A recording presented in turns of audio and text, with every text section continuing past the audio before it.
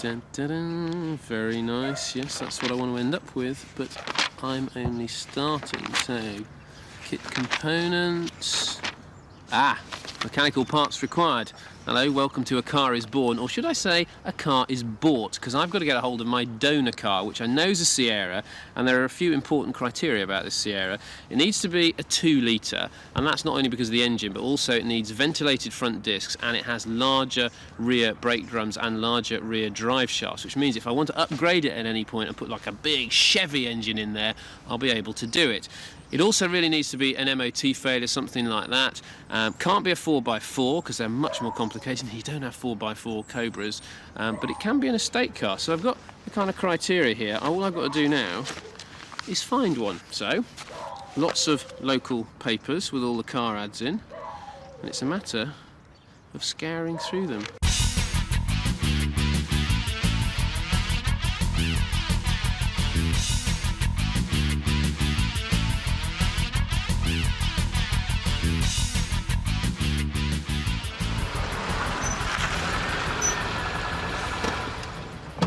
Well, it took me a while and my phone bill is now enormous, but I found one. This is my donor car. It's a D-Reg 1986 2 litre Sierra GLX, and it's an MOT failure. It's done 110,000 miles and I got it for 150 quid, which I think is a bit of a bargain. The reason that it's an MOT failure is because of this.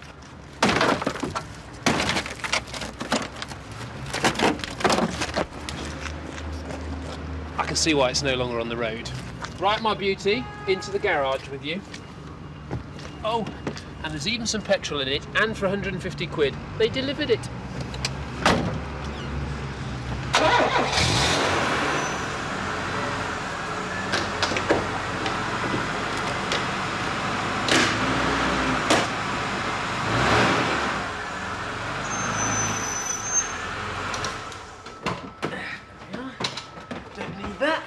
This bit fell off as well, but I don't think I need that either. This is the moment of truth. Have a look at my new engine. Ugh. Very dirty, very filthy, but that'll all be cleaned up, no problem. I wonder whether that was an original part. I don't think so, we don't need that. Getting the engine out, if you were actually getting out to put it back in again, you'd have to be very careful about what you do, obviously, because you want to drive this car again. Because we don't need the rest of the car, there are a few shortcuts, like this one.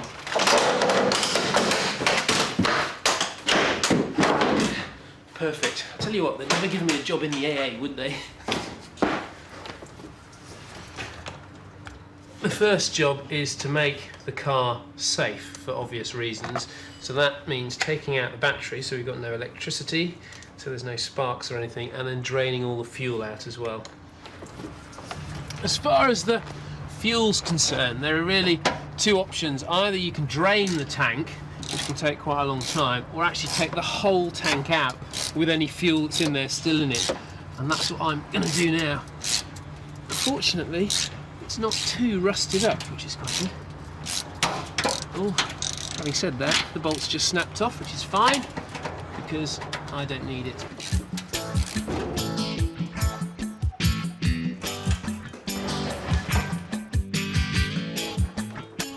It's all been going surprisingly well until this bit, just taking off the top of this radiator protection gubbins. I don't know what it's called, but I need to get it off. Oh, I've just discovered something. If you find one of these things, it just has a little pin in the middle of it, and if you knock that out, then presumably it all comes out. You're going to learn so much by actually doing this yourself, let me tell you. Great. One seriously knackered radiator. Taking off all the electrics that are attached to the engine and all the water hoses as well. So that basically it's free. What I'm doing now is taking these seats out. Now, I'm not throwing them away, and I advise you don't either. Not because you need them in your Cobra, but because you're going to need something to sit on in your workshop when you're having a cup of tea. Right, there's the bolt out. Oh, look! What I found. Money. 5p piece left in the car, very careless by the previous owners, but that means this car actually cost me £149.95 and not £150. I'll have to just adjust the budget. I'll take the seat with me.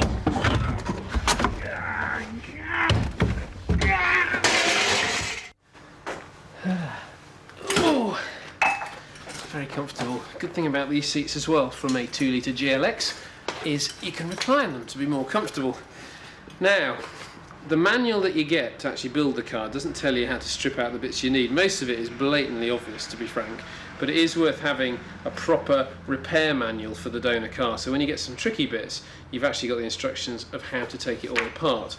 My next job is doing the transmission and disconnecting the prop shaft and stuff, which means taking out a whole load of the inside of the car. So I'm doing a bit of homework. And the important thing also, of course, is whenever you're drinking a cup of tea in your workshop, make sure that your head restraint is at the right height, because if somebody hit you from behind really, really fast, you could end up with whiplash. That's about right. There we are. Good. There's more to kit cars though than Cobras, and throughout this series we'll be taking a look at the results of your home builds. Today it's the turn of father and son, Stan and Philip Pace.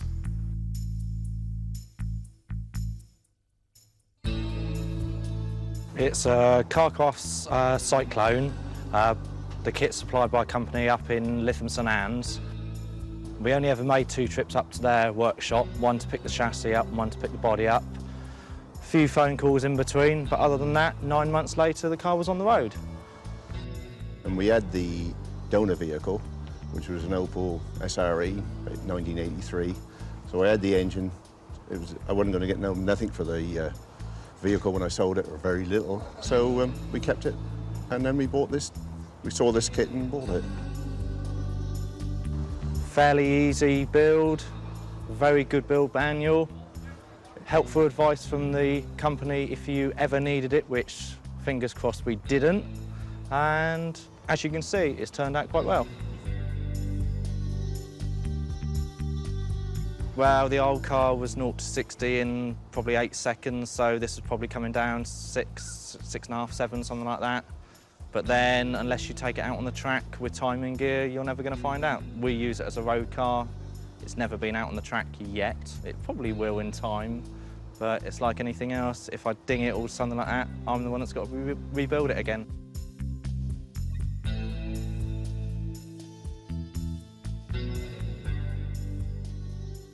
Last year, I took it with my wife over to Le Mans with a group of 52 other kit cars and that, and the French don't have many kit cars, and then this being a different shape to like the normal Caterhams and the other 7s, it took, you know, it was a crowd puller at the end of the day. A lot of people were interested in it, just the same as they are at normal kit car shows, because they are fairly rare, and I think they will stay fairly rare. And that. So it's an interesting, different car, which everybody sort of looks at as you go along the road. And that, parked up in car parks, there's always a group of people around it. So, no, we're quite pleased. We've spent the time, everything's as we want it. We haven't spared expense on anything just to save that extra bit of money. If we were to build another one, we'd probably build the same again and just change the colour. One of the great things about these Sierras is they did give their very proud owners extra legroom. Look at that now. All the seats have gone. The next job is to take all this centre console out, because that's how we get at the transmission and actually disconnecting the prop shaft. So that's my next job. And oh, by the way, I found 47 pence more, so that can come off the budget. There you go, Jeremy. Do the maths, will you, mate? We will be saving the handbrake, so any of this bit we need to be quite delicate with, but the rest of it is gonna go.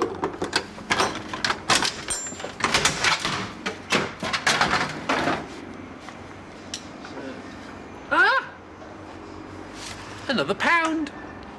And now for the carpet. Now I'm not sure this is entirely necessary to take this out, but it is great fun.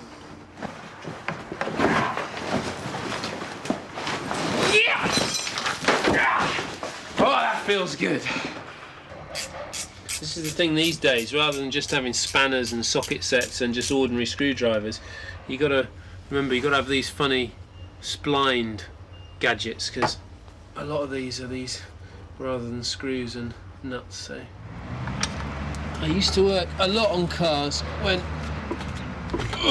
got to jam that. Or when I was like at university trying to keep cars going, and I'd forgotten how uncomfortable it is working upside down.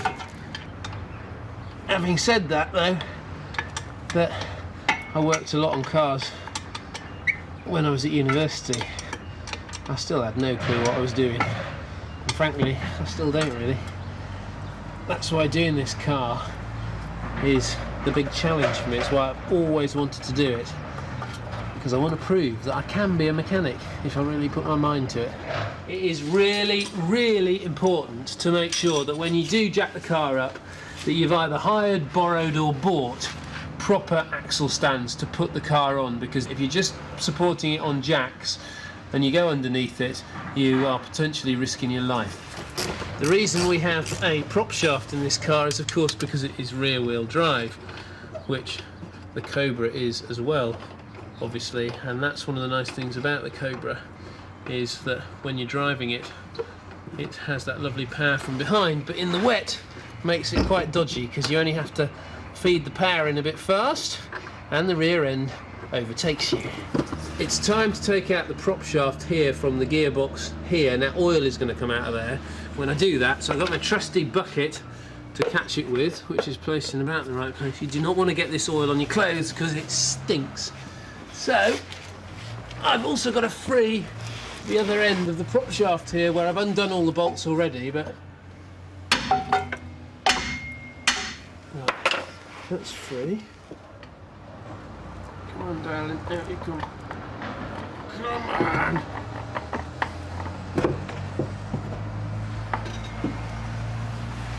And that is a prop shaft. And look at that, no oil, which either means the car is at the perfect angle to keep it in the gearbox, or this Sierra's been running with no oil in its gearbox. Didn't need my bucket after all. Well, that's it for part one. I've got the prop shaft out. Join me in part two when I'll be taking the engine and the gearbox out.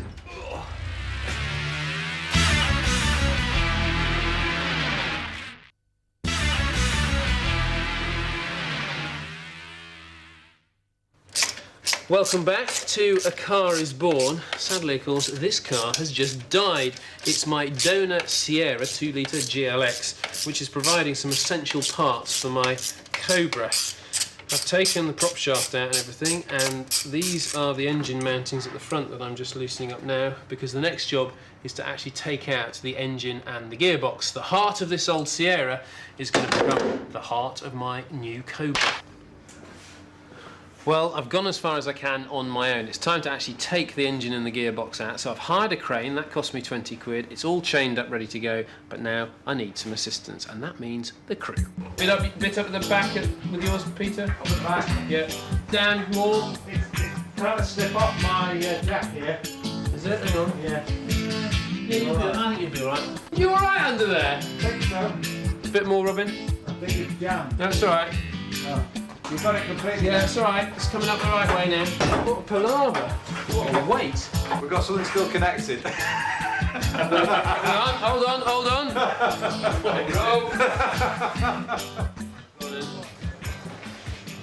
There you go.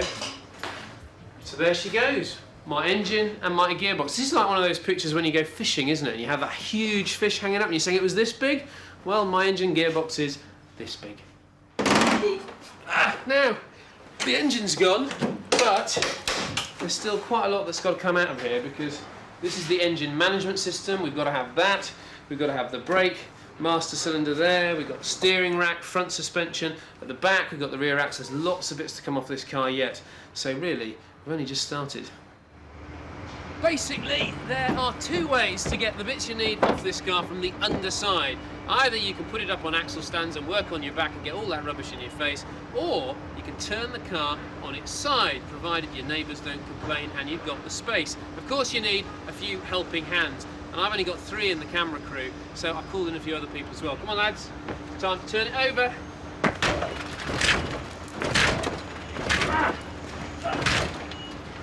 I said I wanted the camera crew. Oi! You don't need it. They're doing quite well now. Hey! That's my car! It's going to go. How's that, sir? You've got to admit, this is a great way to work on the underside of a car. Now, it's getting dark, it's starting to rain, but what the hell, I've got to get rid of this car as quickly as possible, so I need to get all the bits off I need. At the front here, we only need a couple of parts actually. We need the steering rack here, and we need all this lot that was behind the wheel, including the ventilated discs that we've paid good money for out of our 150 quid. So I've just got to start taking some nuts and bolts to get all this out. Right. And fear not, it isn't going to fall on top of me, this car, because we've jacked it all up front and back, so it can't roll back. But can you imagine trying to do this above your head, lying on your back underneath it? No, thank you very much. This is the way to work on the underside of a car. So long as, of course, you don't want to use the car again. This is a time when you'd put on, if you were sensible, some of that stuff that, you know, eases the rust and stuff, but I'm far too stingy for that, and I'm worried about running over budget, so I'm just going to use brute force and ignorance, and then recover from a hernia in hospital later. This is really fiddly because this nut has a split pin that goes through the bolt part of it and actually prevents the nut from coming loose, and when it's all rusty trying to get the pin out, it's really fiddly. I've broken this taper joint here. It is absolutely miserable out here, and that's the other one gone. Oh dear, oh dear. Now I've got to break this joint off here, which I need to... Yes, yes, yes. Oh my God. Ah! It's only been held on by the brake pipe now.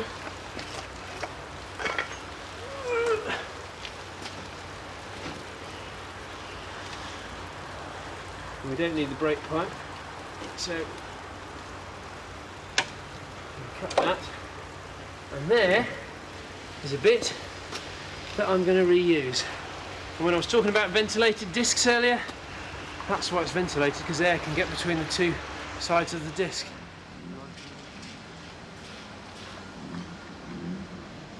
To begin with, ripping the throat out of this old Sierra was a bit of a laugh, but 10 hours or so later, and given the weather and the darkness and everything else, I'm now beginning to feel a bit miserable. But don't feel too sorry for me, because a few days ago I was up in Scotland having the time of my life.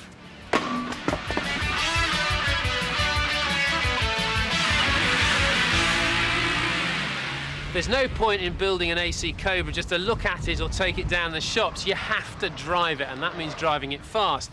Now, bear in mind, I've been driving for 20 years, and the most sporty thing I've been in is a Mark III Spitfire I had as a student. So I've come here to Knock Hill to learn how to be a race driver, and my instructor here is Ian Forrest. Now, Ian, what qualifies you to teach me, mate? That is a good question. I've been racing non-stop now for 29 years. I started instructing up here at Knock Hill in 1990. We've now got a team of instructors and one of the best race schools in the country here at Knock Hill. So it's a good place to learn your trade. I've won a couple of championships in my time. I've been very lucky. I've actually had a spell in the British touring cars as well. I've raced different Formula. I've had a wee shot in Formula Ford. I've raced Special Saloons GT cars.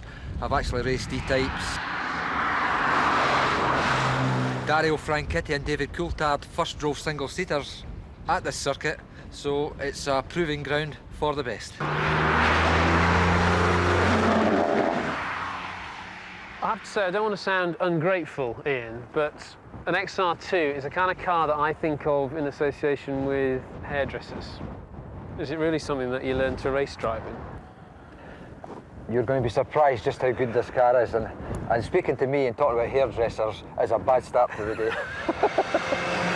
Tell me a bit about it in terms of, is it a bog standard Fiesta? What size engine? This is a Fiesta XR2i. It's fuel injected. The suspension is lowered. We've got stiffer suspension on it, adjustable shock absorbers, stiffer racing springs. It's lowered possibly about 2 inches all round. We've got racing brakes on it. The engine is Group N spec. Let's have a look inside. Okay, so that's a standard power unit then? Yes. For this car? It's Group N spec, which is showroom spec, blueprinted, taken to the maximum tolerances allowed for the manufacturer's tolerances. Now this, an E-Type, is my kind of car. Sex on spokes, this. Absolutely gorgeous. I want to drive it now. You've got to prove to me, before you go anywhere near this car, that you can drive a XR2 efficiently, properly and safely out on the track. Then there's a chance that you're going to get out in the E-Type. It is like being back at school, isn't it? I've got to pass tests, but is this it? Is this what I graduate to and stop there? If you impress me even further and do a cracking job with the E-Type, there is a slight chance that we're going to let you out in this beautiful Porsche 911 300 brake horsepower. What do you think of that?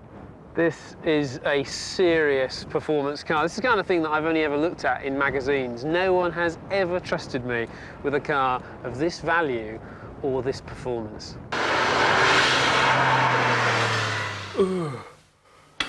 Well, 12 hours of hard graft later, and I've stripped all the bits out of the Sierra that I actually need. Let me show you. We got, oh, hang on. The crew have gone home, by the way, so I'm having to do it myself.